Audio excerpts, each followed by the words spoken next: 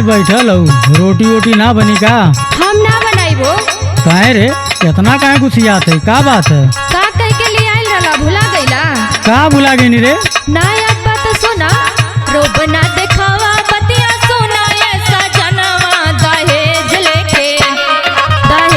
लेके आइल बानी छुआ बना बेलनवा, दहेज लेके आइल बानी छुआ बना बेलनवा, दहेज लेके आइल बानी छुआ बना बेलनवा, दहेज लेके आइल बानी। अच्छा अच्छा। हाँ सुना, रोब ना देखावा बतिया सोना ऐसा जनवा दहेज लेके आइल बानी छुआ बना बेलनवा, दहेज लेके आइल बानी छुआ बना बेलनवा, दहेज लेके आइल बानी।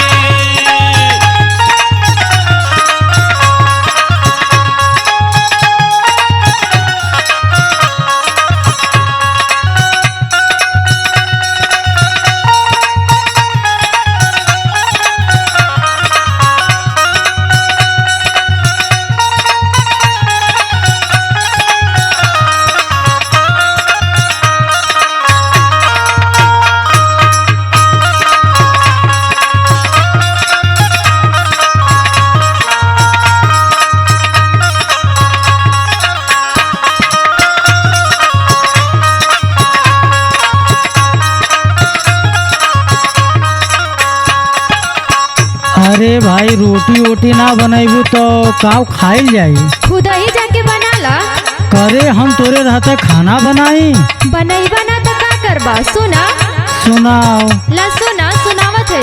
सुना भाई सुना एक बार। 7 लाख तिलक लहला गाड़ी में सफारी, गाड़ी में सफारी हो, गाड़ी में सफारी, गाड़ी में सफारी हो, गाड़ी में सफारी। गौना में बुलेट लहला कोई के जोहारी, कोई के जोहारी हो, कोई के जोहारी, कोई के जोहारी हो, कोई के जोहारी। 7 लाख तिलक लहला गाड़ी में सफारी, गौना में बुलेट लहला कोई के जोहारी।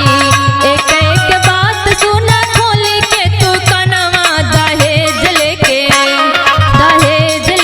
आइल बानी छुआ बना बेलनवा, दहेज लेके आइल बानी छुआ बना बेलनवा, दहेज लेके आइल बानी छुआ बना बेलनवा, दहेज लेके आइल बानी।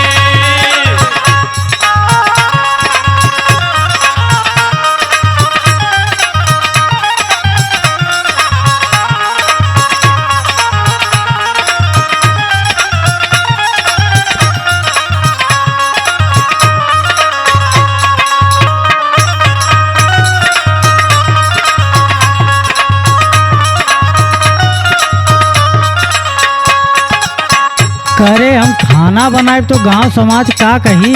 जब तोरे पापा मुँह बाई के मंगले रहना तो गाँव समाज के ख्याल ना आइल। अरे भाई ये तो दुनिया के रीत है। अब ज्यादा सिखावा मत, जवन कहले रहला उहे करा। लेहन समान तोहरे पापा मुँह बाई के, ए पापा मुँह बाई के हो, पापा मुँह बाई के, पापा मुँह बाई के हो, पापा मुँह बाई के।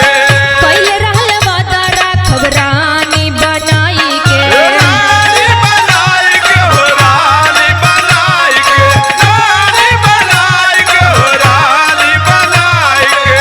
लेहन समान तोहरे पापा मुँह बाई के,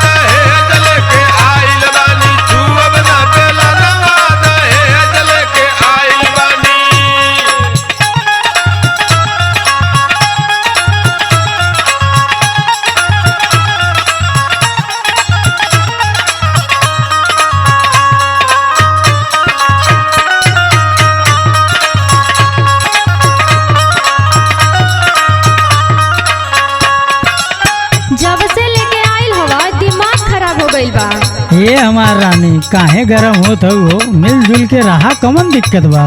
लेट के नीक लागत रहला, अब काहे करत के पिरात बा। सुना कंगा सुनैबी सोना